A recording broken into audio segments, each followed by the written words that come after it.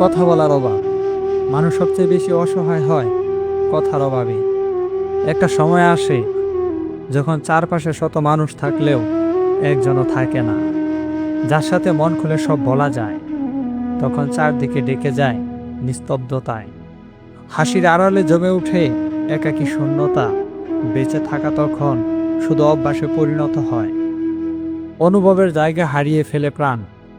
মানুষের জীবনের সবচেয়ে বড় অর্জন যদি কিছু হয়, তা হলো একজন সত্যিকারের কথা বলার সঙ্গী, যে শুনবে অভিযোগ নয়, অনুভূতি, যে বুঝবে না বলা কথাগুলো।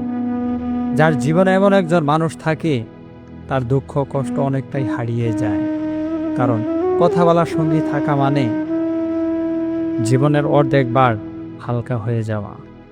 কারণ কথা বলার সঙ্গী থাকা মানে জীবনের অর্ধেক বার হালকা হয়ে যাওয়া।